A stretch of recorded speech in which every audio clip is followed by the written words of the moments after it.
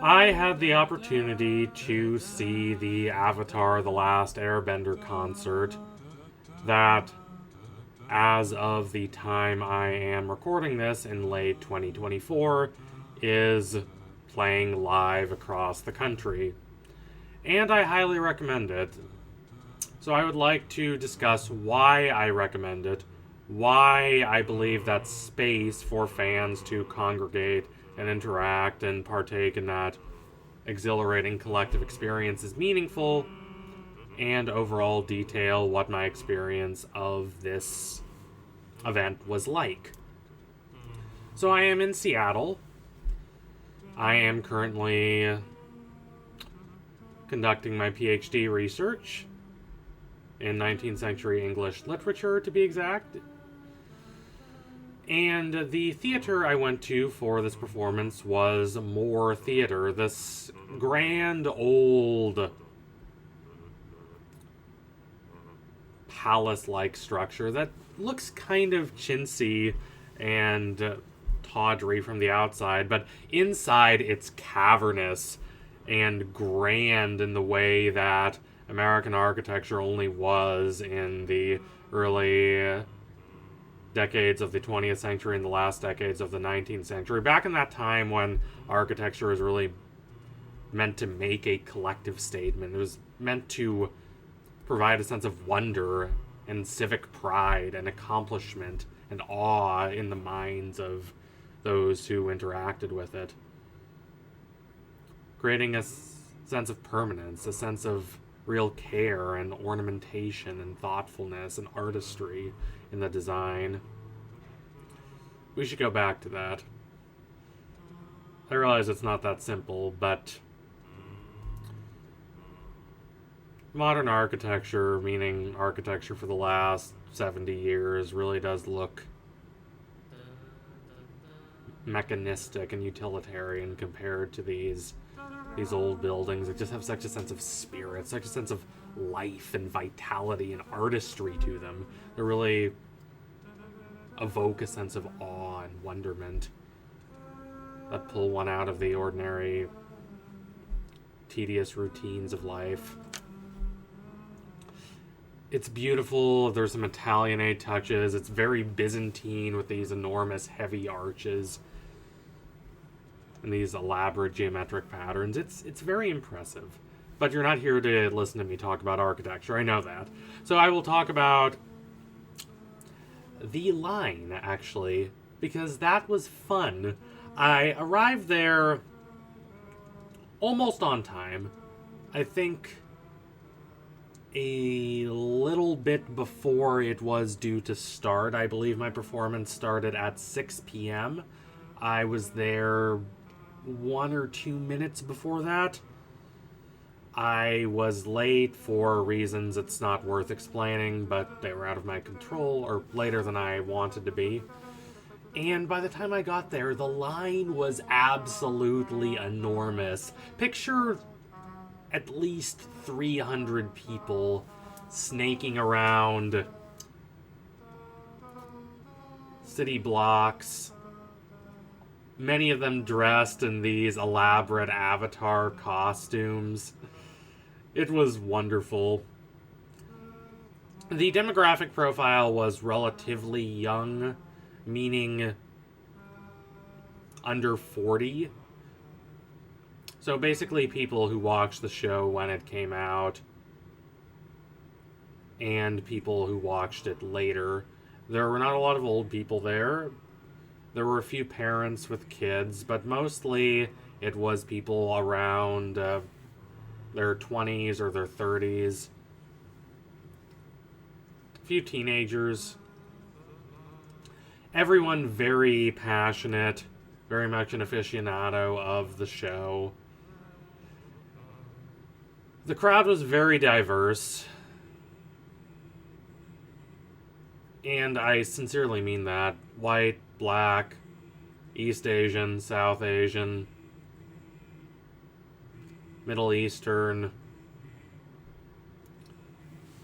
Hispanic, all different categories of people. The only thing uniting us all is that we were all total nerds and dorks who adored the original show and were very passionate about it. It was quite a stirring experience to see the number of people that Avatar really brings together.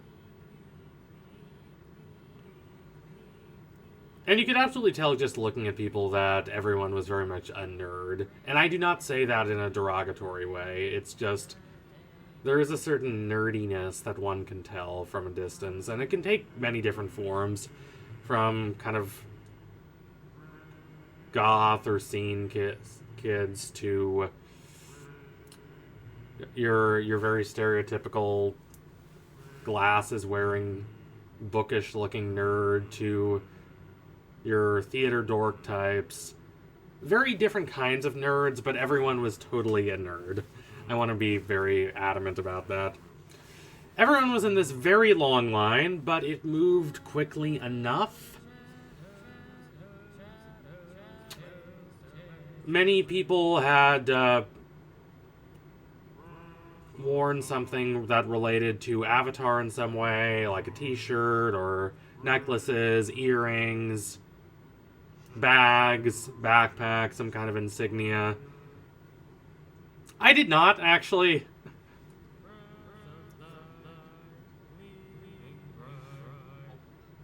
I did not know that so many people would be. And it's good to see. It's good to see. Even though I didn't dress up like that, I'm glad to see that so many people did. It's important for cultivating that rich collective common experience.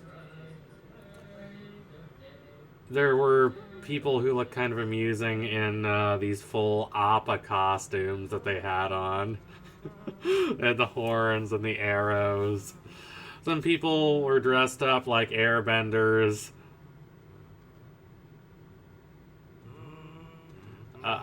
They made me think of the false avatars in that episode when they're all trying to get into Bossing Say, the Serpent's Pass episode, and there are all these people claiming to be the avatar, except a lot of the costumes of the bad avatars were not good, and a lot, as opposed to these people, the people I actually saw who had great costumes. Like, all the costumes were amazing.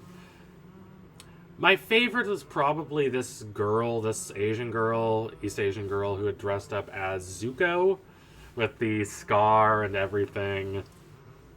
Even had that's very Zuko-like, very serious, very determined expression on her face. She looked perfectly like a gender-swapped Zuko. So, I got in eventually. I had to go through security, which was kind of annoying, especially since the security people were not particularly careful and someone turned off my phone, and so I had to turn my phone back on and wait for it to load and then pull up my tickets and then show the tickets to the guards in order to get in, so I had to stand off to the side for 5 minutes. That was kind of annoying. I got tickets at the upper balcony. Like, I was sitting in the top row, the total nosebleed section, and I greatly enjoyed it. I love those distance seats. They have wonderful views. Number one, they allow me to admire the architecture.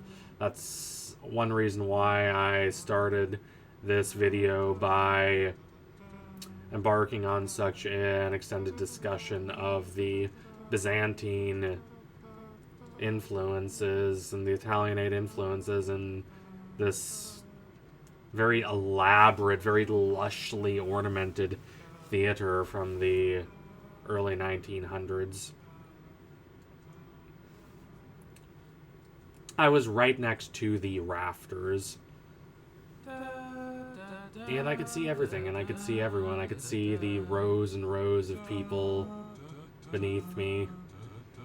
I did not have an assigned seat, so I just ended up sitting on the upper row, like the row above the seats, which is not technically seating. It's just the uppermost area of the theater where there some maintenance things are kept. Again, very high up in the theater. If I stood up and jumped, I could just grab and hold on to the rafters. I could see everyone. And because it's an orchestral concert, being able to perfectly see the main stage was not a super high priority for me. And anyway, I had my little pocket binoculars, my opera glasses that I bring with me everywhere in my pack that I carry, so I was able to get a zoomed in shot of people when I wanted to. It's important to note that this is a multimedia presentation. The focus is on the music, but the music is synced up with all of these scenes from the show. So if you have not watched the show in a while, you will receive a wonderful refresher of some of its most pivotal scenes. All of these musical pieces that they play, and they play them relatively sequentially. Not entirely sequentially, but all the season 1 pieces come first, all the season 2 pieces come second, all the season 3 pieces come third. There is an intermission between the second book and the third book. The entire performance for me ran about 2.5 hours-ish, counting the intermission. I greatly enjoyed the music. It is lush, lovely, ethereal music that does so much to bring the magic of the show to life. But what I ended up appreciating just as much were the reactions of people, the reactions of this gathering of very boisterous, very passionate fans. I appreciated their responses to all of the names of the musical pieces when they were announced, particularly when they related to a character. Suki, for instance, the Warriors of Kyoshi, that piece got this enormous, rapturous roar from the audience. The Blue Spirit music, when it appeared, received a similarly passionate response.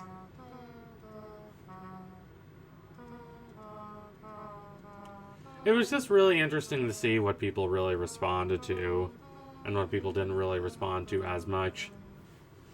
I must say it was not really based on the music necessarily, but more on the characters and the memories that people associated with the music.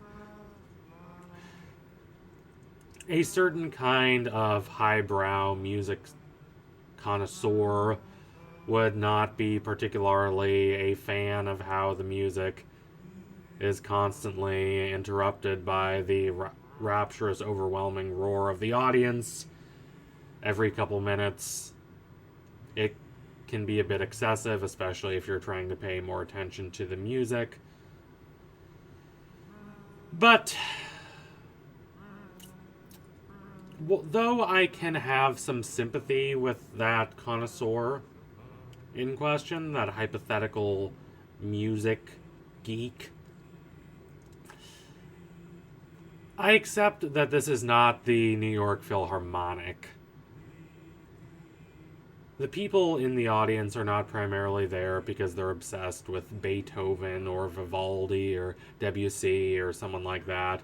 They're there because they're Avatar fans first and foremost, and music fans second, let's say. It's not that people didn't care about the music, or that the music didn't move people. It did, but the music primarily moved people because it was connected with memories they greatly had of the show and their experience watching the show. Which is why the crowd was so boisterous and so energized. I love that Azula received an enormous roar, one of the loudest for any character, really demonstrating how she's the kind of villain that people like. Not like in the sense that people think she's a good person, although there are those Azula apologists out there, but because they think she's interesting, because they think she's a compelling character that they want to know about and want to care about and really want to feel connected to. They really relate and really understand her struggles and laments, even as they are in awe by her slyness, her creativity, her imperious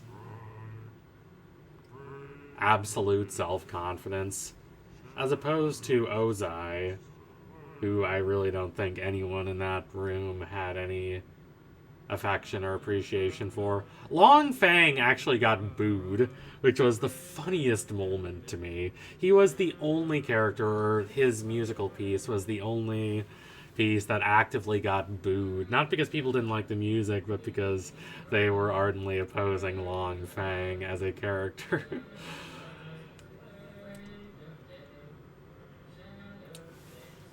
So, I greatly enjoyed it. And if you are an Avatar fan and you want that collective experience, you want to be in a room with a bunch of crazy, screaming fans who love the show just as much as you do, I highly recommend going to one of these performances. I don't think the seating matters too much. It can be a bit expensive. That might depend on where you are. The nosebleed seats are fine. And just enjoy it if you do go. I think this is why people go to Comic-Con, for instance. It's not so much to see all the new announcements and catch the new news, although that's a part of it. It's just that collective experience. That sense of being in a large room with a bunch of very passionate people who all care about the same things you care about. Hannah Arendt talks very well about how we live in a modern world now that is disenchanted, that's disconnected. There's not that same sense of common experience and common connection, which is tied in the pre-modern world to a shared sense of history and a shared sense of belief system. In the modern world, everything is fragmented. People are alienated in a increasingly incoherent and commodified world. It's a very divided world, and it's a very impermanent world, a very atomized world. Everyone has their own interests, and they pursue those own interests in this larger consumer society. And that can be a bit alienating. But when you have the time to experience something that you deeply love with a group of people who have the same kind of relationship to it that you do, that kind of common experience reemerges, it revitalizes, and it is a nourishing and enriching experience. So I greatly appreciated my time there. It was lovely, it was beautiful, it was spirit-lifting. So thank you all for watching. If you liked what you saw today, don't forget to like, comment, and subscribe. Donate to my Patreon if you can, and you want to see more videos just like this one. Keep watching Avatar. Listen to the music. Jeremy Zuckerman's score is so good. Anyway, tune in soon for next analysis. We'll be coming soon. Promise you that. Thank you all again. Adios, comrades.